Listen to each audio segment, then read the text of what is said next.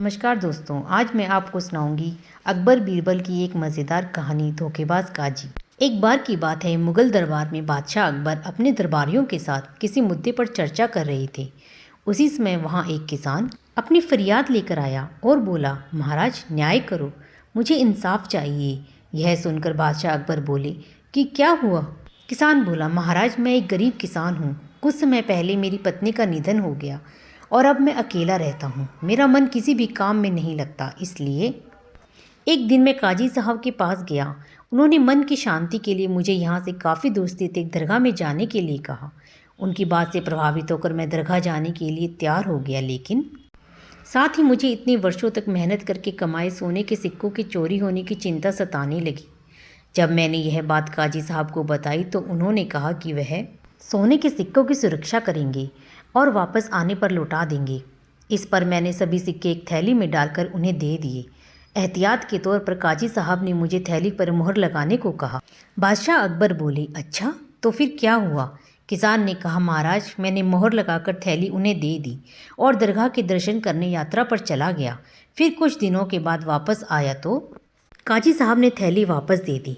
मैं थैली लेकर घर लौटा और उसे खोला तो उसमें सोने के सिक्कों की जगह पत्थर थे। मैंने इस बारे में काजी साहब से पूछा तो उन्होंने गुस्से में कहा कि तुम मुझ पर चोरी का इल्ज़ाम लगाते हो। इतना कहकर उन्होंने अपने नौकरों को बुलाया और मुझे मार मार कर वहाँ से भगा दिया। किसान ने रोते हुए कहा, महाराज मेरे पास जमा पूंजी के नाम पर बस वही सोने के सिक्के थे। मेरे साथ न्याय करें महाराज।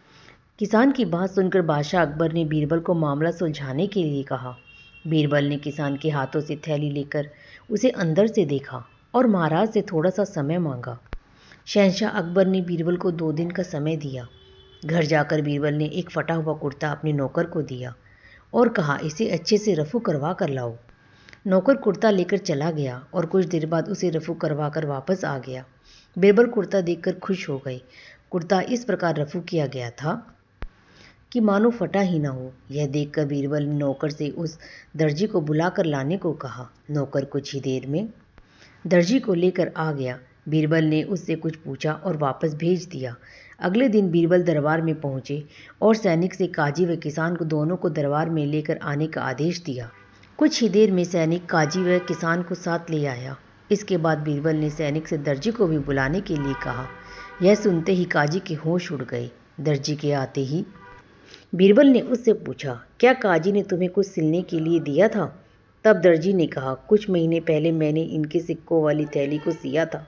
इसके बाद जब बीरबल ने जोर देकर काजी से पूछा तो उसने डर के मारे सब कुछ सच सच बता दिया। काजी ने कहा, महाराज मैं एक साथ इतने सारे सोने के सिक्के देखकर लालची हो गया था, मुझे माफ़ कर दो।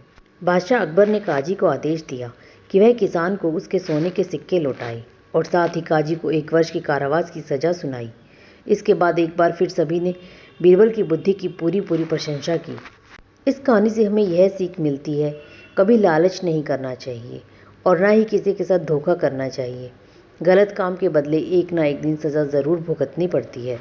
तो दोस्तों, आपको यह कहानी कैसी लगी कमेंट करके ज़रूर बताएं। आप मेरे चैनल को लाइक शेयर और सब्सक्राइब करें। धन्यवाद दोस्तों।